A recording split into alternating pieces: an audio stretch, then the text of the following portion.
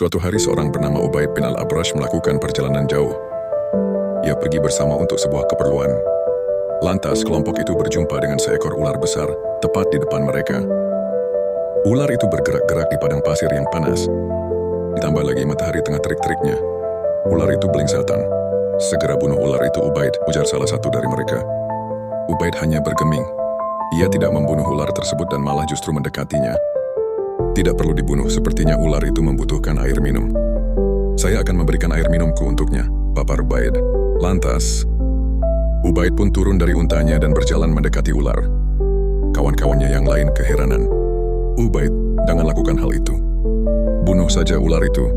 Jika engkau tidak mau, kami yang akan melakukannya, teriak temannya. Ubaid berpaling ke temannya. Sudah, tenang saja kalian.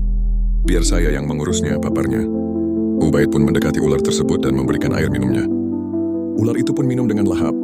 Sisa air minumnya pun disiramkan ke kepala ular tersebut. Ular itu lantas pergi dan menjauh dari Ubaid dan kawan-kawannya. Tersesat di gurun panas.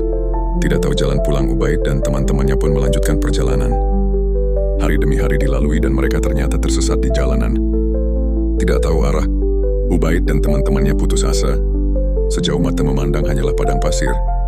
Tiba-tiba, dalam sebuah kegelapan ia mendengar desis sesuatu. Lantas ada sebuah perkataan yang ia dengar dengan jelas. Wahai si pemilik unta yang tidak tahu harus kemana. Saat tak ada yang bisa menunjukkan jalan kepadanya. Ini adalah unta kami, ambillah dan tunggangilah. Biarkan ia berjalan di sisimu ketika malam berlalu. Ketika cahaya subuh mulai muncul dan matahari mulai bersinar, lepaskanlah kembali unta itu, ujar suara itu. Lantas Ubaid pun menoleh. Ada unta di sampingnya. Lantas ia menaikinya dan untanya berada di sisinya. Kawan-kawannya itu pun saling bertanya, dari mana datangnya unta itu? Namun semuanya hanya diam. Mereka percaya pada Ubaid. Lagi pula, tidak ada yang bisa dilakukan saat ini kecuali percaya pada kawan mereka tersebut. Kelompok ini pun berjalan beberapa waktu hingga subuh tiba di suatu tempat yang mereka kenali. Sontak wajah sumringah terpancar dari kelompok itu.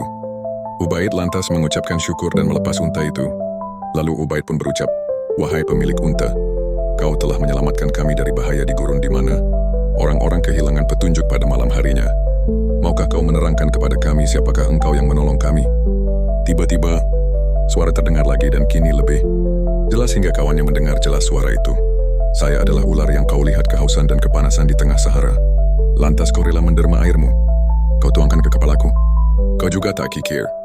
Kebaikan akan tetap abadi meski telah lama berlalu dan keburukan adalah bekal terjelek yang dibawa seseorang. Anak ujar suara tak berwujud itu lagi.